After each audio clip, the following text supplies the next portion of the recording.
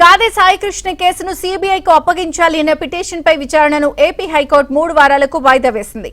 ఇప్పటివరకు జరిగిన విచారణపై నివేదికను 3 వారాల్లోగా సమర్పించాలి అని పోలీసులను ఆదేశించింది.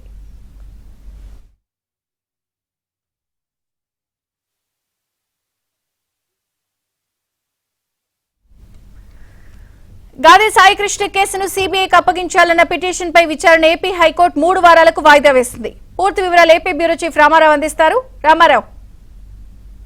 విజయ చంద్రిక సాయికృష్ణ అదృశ్యం కేసులో రాష్ట్ర హైకోర్టులో దాఖలైన పిల్స్పై ఈ రోజు విచారణ జరిగింది. ఈ విచారణ సందర్భంగా 3 వారాల్లో సిట్టు తమకు పూర్తిస్థాయి నివేదిక తమ ముందు ఉంచాలి అని చెప్పి హైకోర్టు ధర్మాసనం ఆదేశాలు జారీ చేసింది. ఈ నేపథ్యంలోని కేసుకు సంబంధించి పిల్పై విచారణ జరుగుతున్న సమయంలో advocate general Dammalapati Srinivas high court ధర్మాసనం ముందు ప్రధాన న్యాయమూర్తి ధర్మాసనం ముందు వాదనలు వినిపించారు.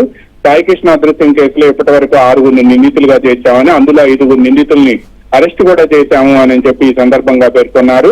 సిఐ నాగరాజును జూలై 9 నుంచి 16 వరకు హైకోర్టు పోలీస్ కస్టడీకి అప్పగించిందని హైకోర్టుకి దమ్మాలపాటి శ్రీనివాస్ నివేదించారు. దర్యాప్తు పురోగతిపై వివరాలు తదుపరి విచారణలో మా ముందు ఉంచాలి అని చెప్పి హైకోర్టు ధర్మాసనం ఆదేశించింది. అయితే పిటిషన్ల తరఫున పొన్నవోలు సుధాకర్ రెడ్డి వాదనలు వినిపిస్తూ ఈ కేసులో నాగరాజు సాయికృష్ణ చిత్రహింసలకు గురి చేయటమే కాకుండా అతనిపై 3rd డిగ్రీ ప్రయోగించారని, అతను శవాన్ని కూడా మాయం చేశారు అని చెప్పారు. ఈ కేసులో ఉన్నతాధికారుల పాత్ర కూడా ఉంది అని పేర్కొన్నారు. ఈ కేసులో సిట్టుతో ఎలా దర్యాప్తు చేయిస్తారని, పోలీసు ఉన్నతాధికారుల పాత్ర ఉన్నప్పుడు వారి కింద ఉన్న అధికారులతో సిట్టు నియమించడం, వారితో దర్యాప్తు చేయించడం అనేది నిజాలను వెలికి తీసే ఉద్దేశం లేదు అని చెప్పి అర్థమవుతుందని పేర్కొన్నారు. అయితే ఈ కేసుకు సంబంధించి సిట్టుకు మరికొంత సమయం ఇవ్వాలి అని చెప్పి హైకోర్టుకు అభిప్రాయపడింది. ఇప్పటికే 5 అరెస్ట్ చేశామని చెబుతున్నారని, సిట్టు పూర్తి స్థాయిలో నివేదికను వచ్చే వాయిదా నాటికి ధర్మాసనం ముందు ఉంచాలి అనే ఆదేశాలు జారీ చేసింది.